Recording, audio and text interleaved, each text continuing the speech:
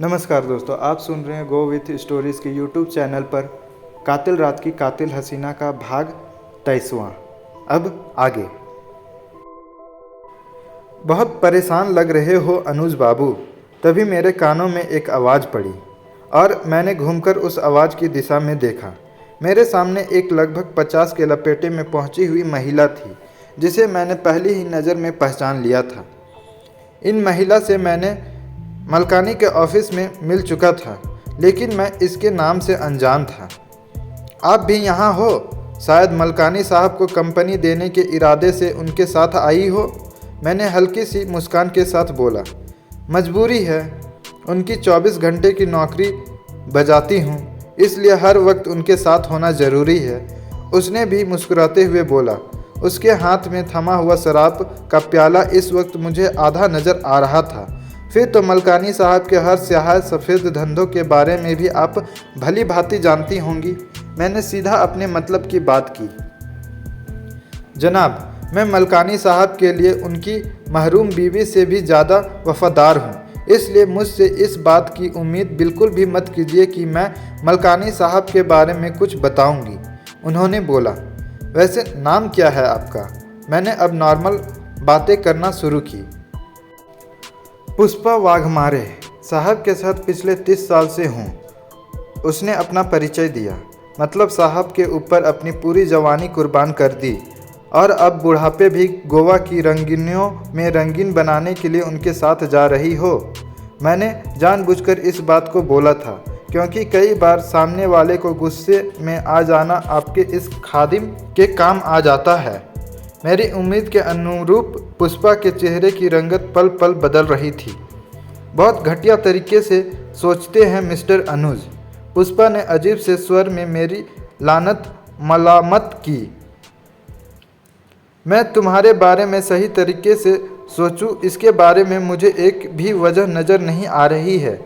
एक अय्यास आदमी जिसके कब्र में पांव लटके हुए हैं, वो किसी महरूम आदमी की वसीयत को अपने घिनौने इरादों के लिए बदल रहा हो या बदल भी चुका हो। उसकी 30 साल पुरानी सेक्रेटरी इस क्रूज़ पर गोवा की नेक काम के लिए तो जा नहीं रही होगी। मैंने इस बार थोड़े से सलीके से अपनी बात को बोला। बहुत बड़ी गलतफहमी का शिकार हो माय डियर, लेकिन तुम्हारी गलतफहमी को मैं दूर नहीं कर सकती, इसलिए अब मेरा यहाँ से फूट लेना ही ठीक रहेगा। ये बोलकर पुष्पा वहाँ से जाने के लिए मुड़ी ही थी कि मेरी आवाज़ ने उसके बढ़ते हुए कदमों को रोक दिया। फिर ये तो बता दो कि मलकानी साहब इस क्रूज़ पर क्या कर रहे हैं, जबकि चारू और नमिता को भी इसी जहाज़ से किडनैप करवा के गोवा ले जाया जा रहा था। मेरी आवाज़ ने उसके कदमों में बेड़ियाँ डाल दी थी। गोवा पहुँचो, सब सामने आ जाएगा। ये बोलकर पुष्पा वाघमारे दंदनाती हुई वहाँ से रवाना हो गई। आपका ये खाकसार भी खामोशी से उसे जाते हुए देखता रहा। इस वक्त 3 मोर्चे पर अपनी सिपाही तैनात थे। अभी की लाश की रखवाली खबरी कर रहा था, चारू और नमिता की रखवाली रागनी कर रही थी और मलकानी पर पारुल नज़र रखे हुए थी। अभी जाफरीन और शमशेर मेरी पहुंच से दूर थे, लेकिन इन तीनों मोर्चों पर ही उनके सामने आने के ज़्यादा चांस थे। मैं अब इन्हीं ख्यालों में डूबा हुआ रागनी के पास जाने लगा था। इतने सारे सरप्राइज़ मुझे आधी रात बीतने के बाद तक मिल चुके थे, लेकिन अभी भी बहुत कुछ होना बाकी था। लेकिन तभी क्रूज के उस बार वाले हिस्से में गोली की आवाज़ गूंजते ही एक अफरा तफरी मच गई थी। मेरे कदम बरबस ही उस गोली की आवाज़ वाली दिशा में दौड़ पड़े थे। बार से निकलकर लोग तेजी के साथ बाहर आ रहे थे। भीड़ के उस रेल को बाहर आता देखकर मेरे कदमों में स्वतः ही ब्रेक लग गई थी। मैं उस भीड़ को निकल देना चाहता था। कुछ ही मिनट लगे होंगे कि वो बार खाली हो चुका था। इस वक्त वहाँ का हाल बिल्कुल नील बट्टा सन्नाटा था और उस सन्नाटे में मलकानी अपनी टेबल पर सिर के बल पड़ा हुआ था। एक गोली उसके माथे में सुराख करती हुई शायद अभी भी सिर में ही आराम फरमा रही थी। मैं इस वक्त उस जगह पर इकलौता वाहिद शख्स था जो मलकानी की लाश के पास खड़ा था। तभी उस बार के एरिया का इंचार्ज कोई 4-5 लोगों के साथ वहां आकर खड़ा हुआ और मेरी ओर देखकर घूरता रहा। आप क्यों यहाँ खड़े हैं? आप भी निकलिए यहाँ से। हमें पुलिस के आने तक इस जगह को सुरक्षित रखना है, उस बंदे ने मेरे पास आकर बोला। आपकी बात तो सही है, लेकिन मैं इस मरने वाले बंदे को जानता हूँ। अभी थोड़ी देर पहले ही मैं इनसे इनके स्वास्थ्य के बारे में पूछ रहा था। मैंने उसे जवाब दिया। ठीक है, जब पुलिस आ जाए तो उन्हें इनके बारे में बता दीजिए। पुलिस के लिए आपकी दी हुई जानकारी काफ़ी अहम होगी। उस बंदे को मुझे वहाँ से निकालने की कुछ ज़्यादा ही जल्दबाजी थी। किसी ने इस पर गोली चलाने वाले को देखा है क्या? लेकिन मैं वहाँ से जाने का नाम ही नहीं ले रहा था। आप पुलिस से हो क्या, जो इतनी छानबीन कर रहे हो? आप यहाँ से बाहर निकलिए, नहीं तो पुलिस को हम यही बोलेंगे कि इन पर गोली आपने चलाई है। वो बंदा अब बदतमीज़ी पर उतर आया था। तुम्हारी खाला जान का राज है क्या, जो तुम कुछ भी बोलोगे और पुलिस उस पर यकीन कर लेगी? मैंने उसे उसकी टोन में ही जवाब दिया। माने भले ही ना, लेकिन तुम्हें पूछताछ के लिए हिरासत में तो ले ही लेगी। ये साला जासूसी नॉवेल कुछ ज़्यादा ही पढ़ता था। यहाँ सीसीटीवी कैमरे लगे होंगे। तेरे झूठ की पोल तो 2 मिनट में खुल जाएगी। उसके बाद पुलिस मुझे नहीं तुझे हिरासत में लेगी। मेरी बात ने उसे एक बारगी सोच में डाल दिया था, लेकिन इसकी इस सोच ने मेरी सोच को एक नई धार दे दी थी। उसकी खामोशी बता रही थी कि यहाँ कैमरे लगे हुए थे और उन कैमरे की परिधि में उस गोली चलाने वाले शख्स का आना भी लाजमी था। अब मुझे उस जगह का पता लगाना था जहाँ से इन कैमरों की मॉनिटरिंग की जा रही थी। साहब, आप यहाँ से चले जाइए ना, क्यों हमारी परेशानी बढ़ा रहे हो? वो अब जाकर अपनी असली औकात पर आया था। सुनो, मैं एक प्राइवेट जासूस हूँ। तुम मुझे बता सकते हो कि ये कैमरे कहाँ से कंट्रोल होते हैं? मैंने उसकी तरफ देखते हुए बोला। मैं नहीं बता सकता। क्या पता आप कौन हो?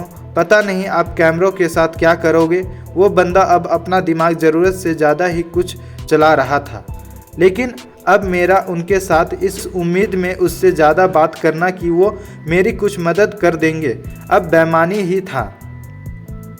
इसलिए मैं अब वहाँ से बाहर की तरफ चल दिया।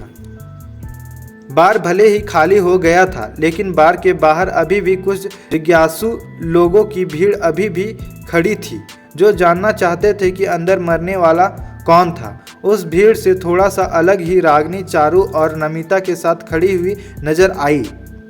उनके पास पहुंचने तक मुझे पारुल का ख्याल भी हो आया था। मैंने उसे मलकानी पर नज़र रखने के लिए बोला था और वो मुझे इस वक्त कहीं नज़र नहीं आ रही थी। क्या उसने मलकानी पर गोली चलाने वाले को देख लिया था? क्या वो उसके पीछे गई होगी? तुमने पारुल को देखा है क्या? मैंने रागनी से पूछा। नहीं, वो तो तुम्हारे साथ गई थी, रागनी ने जवाब दिया। जानती हो अंदर जो शख्स मरा है उसका नाम क्या है? मैं अब नमिता से मुखातिब होते हुए बोला। नमिता ने इनकार में गर्दन हिलाया। वो मलकानी है, तुम्हारा सॉलिसिटर। मेरी बात सुनते ही नमिता के साथ साथ चारू भी मेरी तरफ देखती रह गई। वो यहाँ क्या कर रहे थे? नमिता ने पूछा। शायद अपनी सेक्रेटरी पुष्पा के साथ गोवा में छुट्टियां मनाने जा रहे होंगे, मैंने दिलचस्प अंदाज में बोला। पुष्पा भी उनके साथ आई हुई है? नमिता के स्वर की हैरानी और भी बढ़ गई थी। हाँ, मैं दोनों से मिल चुका हूँ, लेकिन अफसोस है कि अब उनमें से एक बंदा इस दुनिया में नहीं है। लेकिन पुष्पा कहाँ पर है? मेरे मुंह से अचानक ही निकला था। 24 घंटे उसके साथ रहने की नौकरी का दावा करने वाली पुष्पा एन उसके कत्ल के वक्त ही उसके साथ नहीं थी। मलकानी के कत्ल से थोड़ी देर पहले ही पुष्पा मेरे साथ डेक पर बात कर रही थी। मेरे पास से जाने के कुछ पलों के बाद ही मेरे कानों में गोली चलने की आवाज़ पड़ चुकी थी। क्या पुष्पा मेरे पास से सीधा मलकानी के पास गई थी और उसके पास पहुंचते ही उसे गोली मार दी, या उसके पहुंचने से पहले ही हत्यारा मलकानी को गोली मार चुका था और पुष्पा ने उस हत्यारे को गोली मारते हुए देख लिया था और वो खुद उस हत्यारे के पीछे गई हो? इसका मतलब हत्यारे के पीछे 2 लेडीज थी, पुष्पा और पारुल। लेकिन पुष्पा का कातिल के पीछे जाना मेरे हलक से नीचे नहीं उतर रहा था। ज़्यादा संभावना तो ये थी कि पुष्पा ने ही मलकानी को गोली मारी हो। और जिसे पारुल ने गोली मारते हुए देख लिया हो और फिर पारुल पुष्पा के पीछे गई हो। लेकिन पुष्पा और मलकानी का साथ तो 30 साल पुराना था, फिर वो क्यों गोली उसे मारने लगी? अब इस बारे में तो पुष्पा ही बता सकती थी। तभी एकाएक उस बार में एक महिला के रोने और चीखने की आवाज़ आने लगी। मैं, रागिनी, नमिता और चारू सभी दौड़कर बार की तरफ गए। पुष्पा इस वक्त मलकानी के खून से लथपथ जिस्म से लिपट कर रोए चली जा रही थी। उसका कुंद्रन विलाप सुनकर मैं उसके पास जाकर कहना चाहता था, आई हेट टीयर पुष्पा।